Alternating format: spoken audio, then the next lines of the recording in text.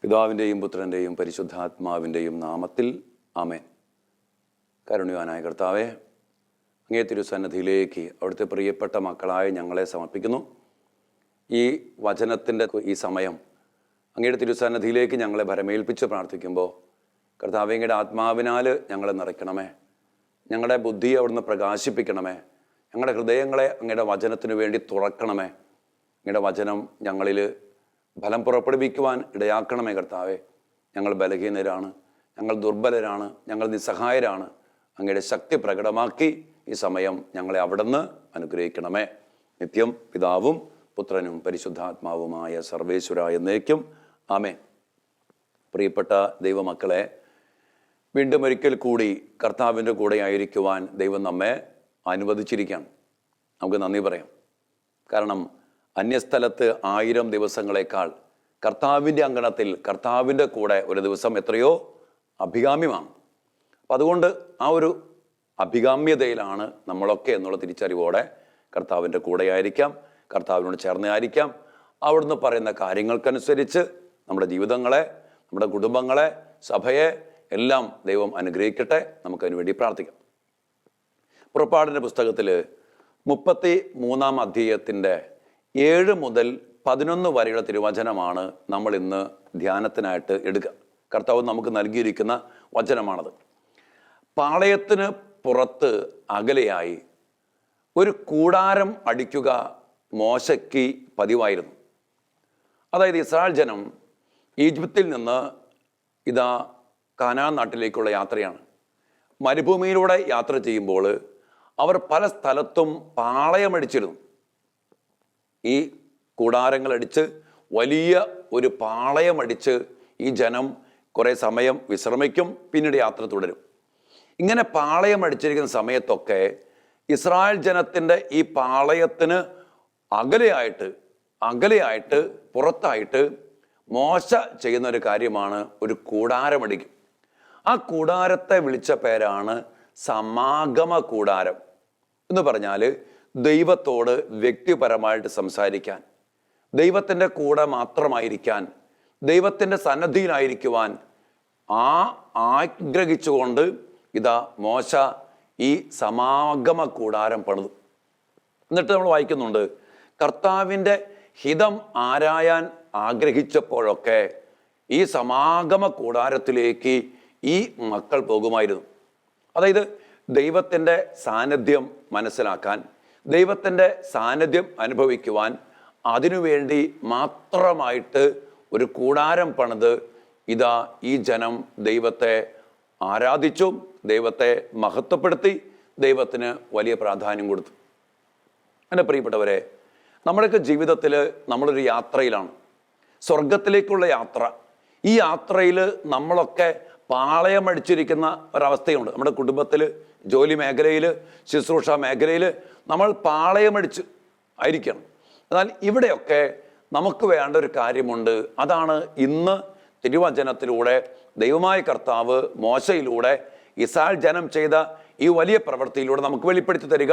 പാളയത്തിന് പുറത്ത് അകലെയായി, അതാണ് എന്നെ ഒത്തിരി സ്വാധീനിച്ചത്.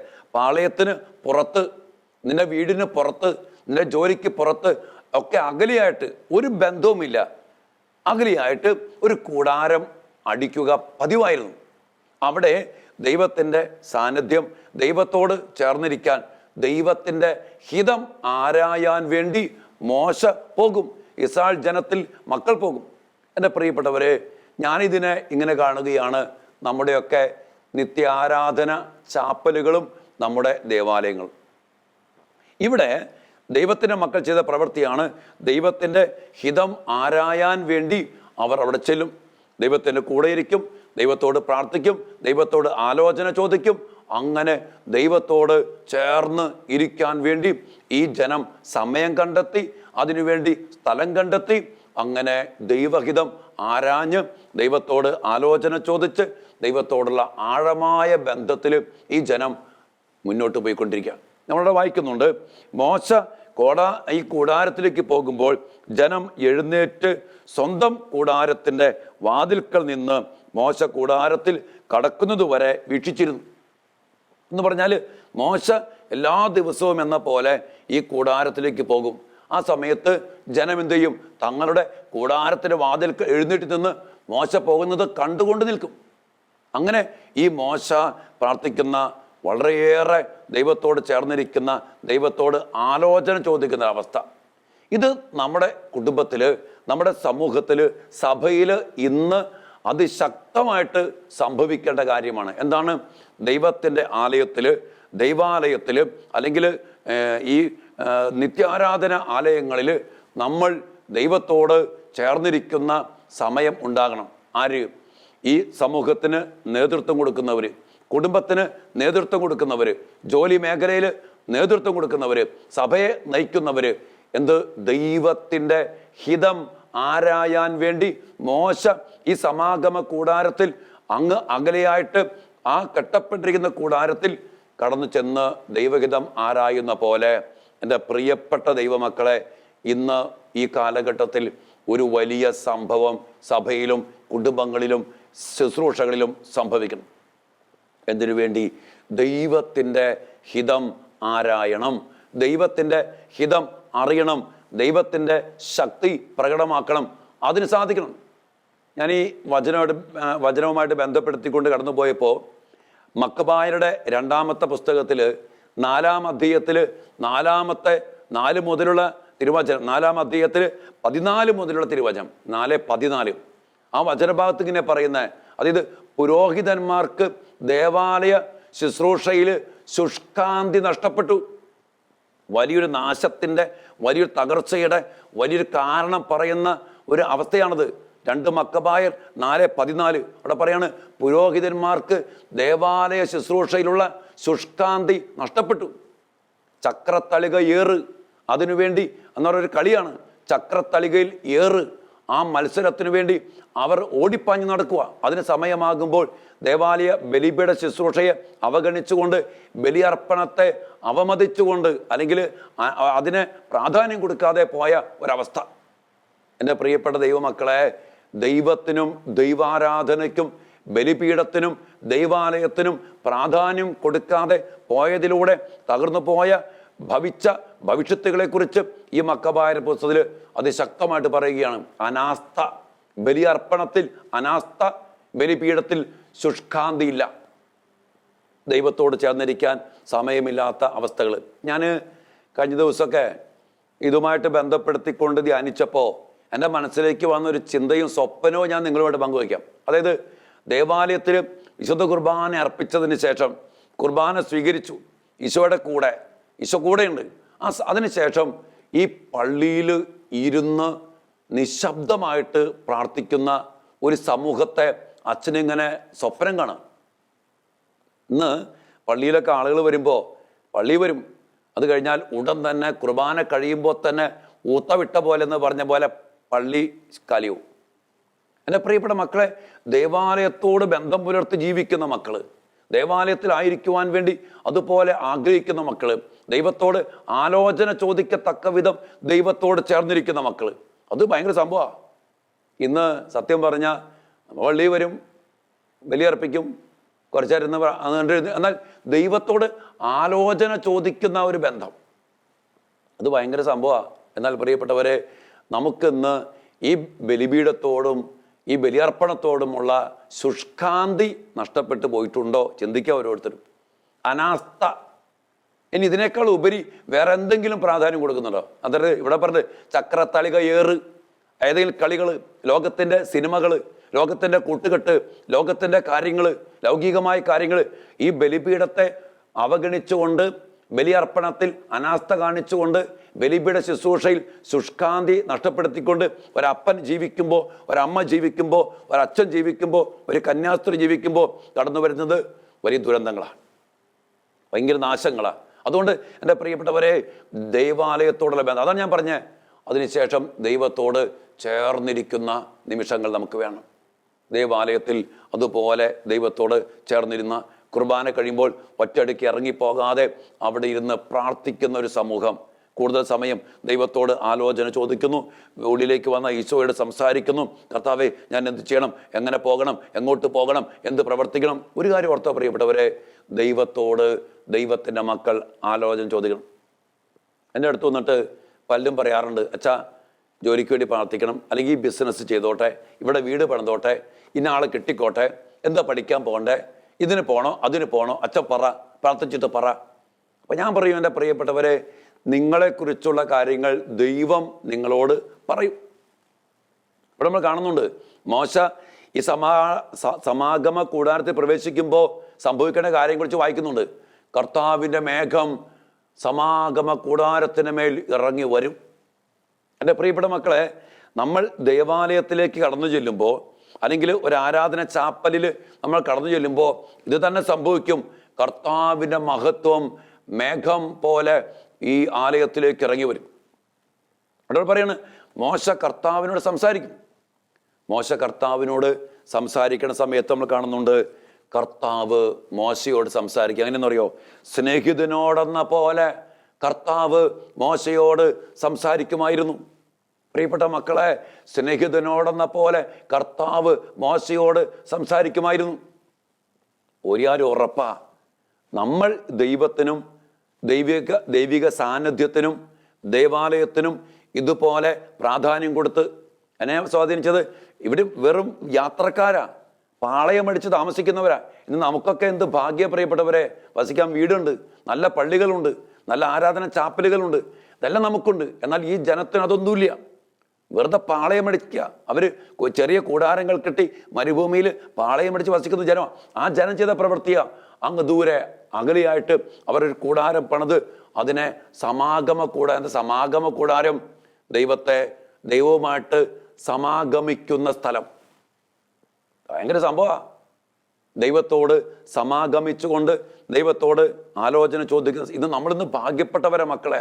ഇത് നമുക്കൊക്കെ നമ്മുടെ നാട്ടിലും നമ്മൾ വസിക്കുന്ന ഇടങ്ങളിലും എന്തുമാത്രം ദേവാലയങ്ങളാണ്, എന്തുമാത്രം ആരാധന ചാപ്പലുകളാണ്. ചിലപ്പോഴെങ്കിലും എനിക്ക് സങ്കടം തോന്നിയിട്ടുണ്ട്.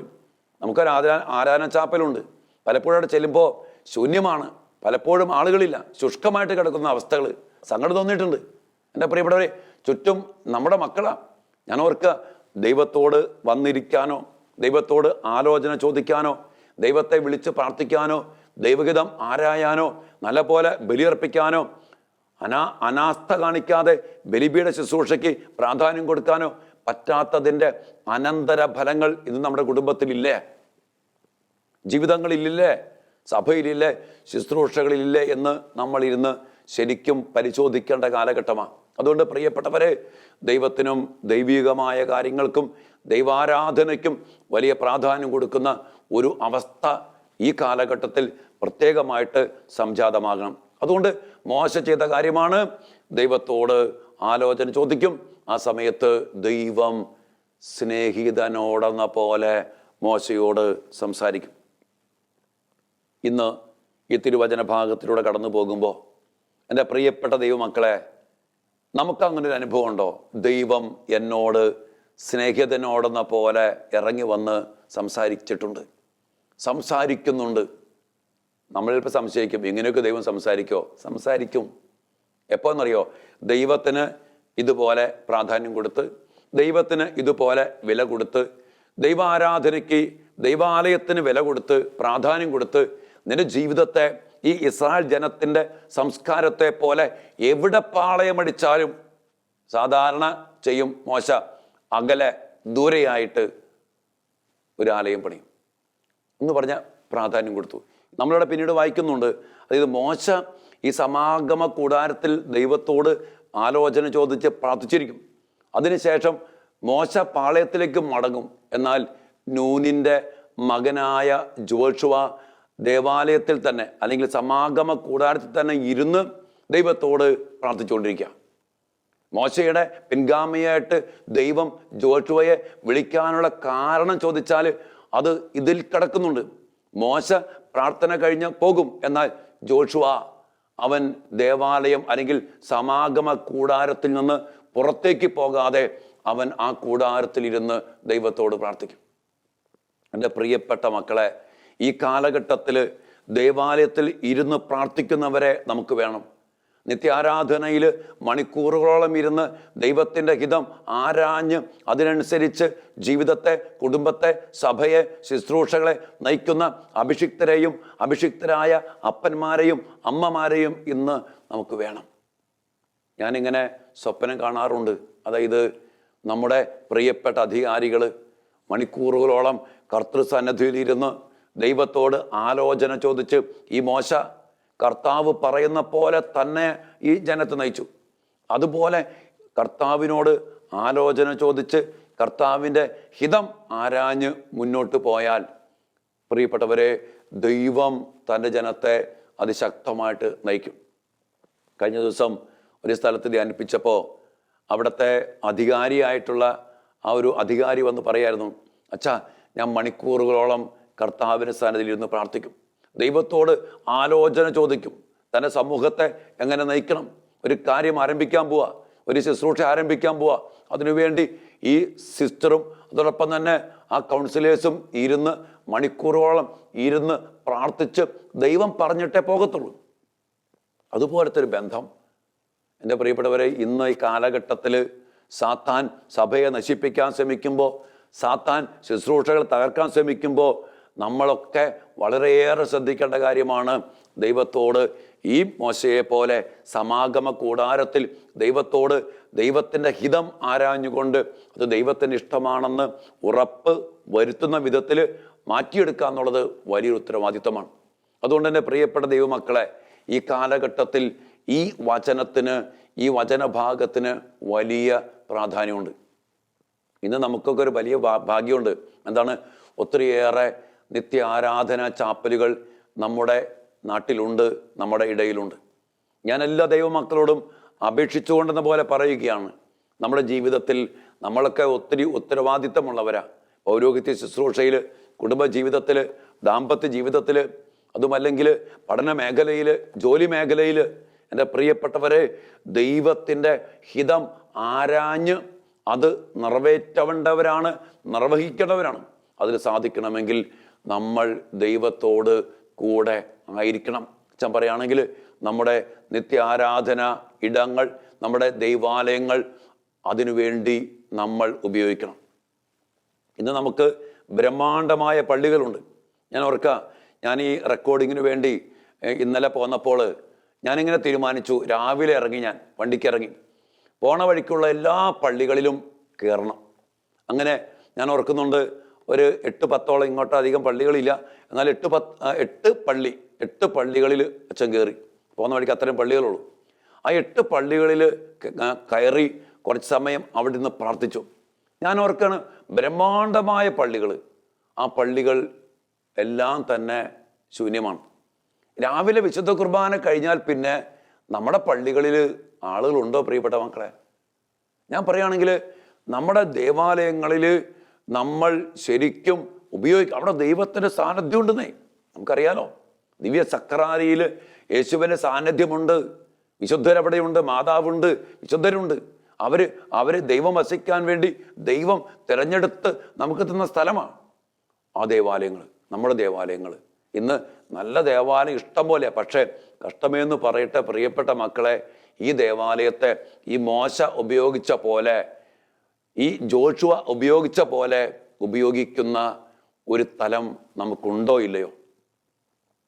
അങ്ങനെ ഉണ്ടെങ്കിൽ ഞാൻ പറയും, ഒരു ഇടവകയെ നയിക്കുന്ന വികാരി, ആ വികാരി ആ ദേവാലയത്തിലിരുന്ന് പ്രാർത്ഥിച്ച് ആ ദൈവഹിതം ആരാഞ്ഞ് ആ ജനത്തിനിടയിൽ, ആ ഇടവകയിൽ ശുശ്രൂഷ ചെയ്യുമ്പോൾ ദൈവത്തിൻ്റെ ഹിതത്തിനനുസരിച്ച് ദൈവം മോശയിലൂടെ പ്രവർത്തിച്ച പോലെ അത്ഭുതങ്ങളും അടയാളങ്ങളും പ്രവർത്തിച്ചുകൊണ്ട് ആ ജനത്തെ ദൈവം നയിക്കും. അതിനു വേണ്ടൊരു കൂട്ടായ്മ, നമ്മുടെ ഇടവകകളിലൊക്കെ ഇങ്ങനെയുള്ള കൂട്ടായ്മകൾ ഉണ്ടാകണം. പ്രാർത്ഥന ഈ 8 പള്ളികളിൽ ഒരു സ്ഥലത്ത് ഞാൻ കണ്ടു, അവിടെ ഒരു വചന ശുശ്രൂഷ നടക്കുന്നുണ്ട്. കൂടി വന്ന ഒരു 10-20 പേരും ഒരു സഹോദരൻ വചനം പറയുന്നുണ്ട് അവിടെ. ഞാൻ പറഞ്ഞു വരിക പ്രിയപ്പെട്ടവരെ, ഇന്ന് ഈ ഒരു മേഖല നമ്മൾ നമ്മുടെ ഇടവകകളുമായിട്ടും നിത്യാരാധന ആലയങ്ങളുമായിട്ടും ബന്ധപ്പെടുത്തി നമ്മൾ മാറ്റണം. ഞാൻ തൃശ്ശൂരായിരിക്കുമ്പോൾ അവിടെ ഒത്തിരി നിത്യാരാധന ചാപ്പലുകളുണ്ട്. എനിക്ക് ഏറ്റവും ഇഷ്ടം എവുപ്രാസ്യമ്മയുടെ ആ ദേവാലയത്തിൽ ചേർന്നുള്ള നിത്യാരാധന ചാപ്പൽ. അവിടെയൊക്കെ പോയിരിക്കുമ്പോൾ ഒത്തിരിയേറെ മക്കൾ കടന്നു വരുന്നത് ഞാൻ കാണാറുണ്ട്. കണ്ണീരോടെ പ്രാർത്ഥിക്കുന്നവർ, ശാന്തമായിട്ട് കർത്താവിൻ്റെ കൂടെ ഇരിക്കുന്നവർ. എൻ്റെ പ്രിയപ്പെട്ടവരെ, നമുക്ക് ഈ കാലഘട്ടത്തിൽ സമാഗമ കൂടാരങ്ങളിലേക്ക് കടന്നു ചെല്ലാം. ദൈവത്തോട് എല്ലാത്തിനും വേണ്ടി ആലോചന ചോദിക്കാം. എന്തു പഠിക്കണം, എവിടെ പോകണം, ആരെ കെട്ടണം, ദൈവത്തിൻ്റെ ഇഷ്ടം എന്താണ്? ഇത് ആരാഞ്ഞ് ജീവിച്ചാൽ നമ്മുടെ കുടുംബങ്ങളിൽ വേണ്ടാത്തത് നടക്കത്തില്ല. നമ്മുടെ മക്കൾ വചനം വിട്ട് കല്യാണം കഴിക്കത്തില്ല. നമ്മുടെ മക്കൾ ലോകത്തിൻ്റെ പിന്നാലെ പോകത്തില്ല. നമ്മുടെ കുടുംബജീവിതങ്ങൾ വിവാഹമോചനത്തിൻ്റെ പിന്നാലെ പോകത്തില്ല. നമ്മുടെ പൗരോഹിത്യങ്ങൾ ഈ ലോകത്തിൻ്റെ പിന്നാലെ പോകത്തില്ല. നമ്മുടെ സഭ കർത്താവിൻ്റെ ഹിതം നിറവേറ്റും എന്ന് സ്വപ്നം കണ്ടു നോക്കി. അതിനുള്ള എല്ലാ സാഹചര്യങ്ങളും എല്ലാ സാധ്യതകളും ദൈവം നമുക്ക് നൽകിയിട്ടുണ്ട്. ഇസ്രായേൽ ജനം ഒന്നും ഇല്ല, അതാണ് എന്നെ സ്വാധീനിച്ച്, ഒന്നും ഇല്ലാതിരുന്ന മരുഭൂമിയിൽ പോലും, ശ്രദ്ധിക്കണേ പ്രിയപ്പെട്ട മക്കളെ, ഒന്നും ഇല്ലാതിരുന്ന സാഹചര്യങ്ങളും സൗകര്യങ്ങളും ഇല്ലാതിരുന്ന മരുഭൂമിയിൽ പോലും അവർ ഈ പാളയത്തിന് വെളിയിലായി ദൂരെയായിട്ട് ഒരു കൂടാരം പണിത് അതിന് സമാഗമ കൂടാരമെന്ന് പേരിട്ട് മോശ ഇതുപോലെ പ്രാർത്ഥിച്ചു. ജോഷുവ മോശ പോയിട്ടും അവിടെ ഇരുന്ന് പ്രാർത്ഥിച്ചു. ആ ജനത്തിൻ്റെ കൂടെ കർത്താവ് ഇറങ്ങി വന്നു. ആ ജനത്തോട് മോശയിലൂടെ സ്നേഹിതനോടെന്ന പോലെ ദൈവം സംസാരിച്ചു. ദൈവത്തിന് ആ ജനത്തോട് തീർച്ചയായിട്ടും വലിയ സ്നേഹമായിരുന്നല്ലോ നമുക്കറിയാം.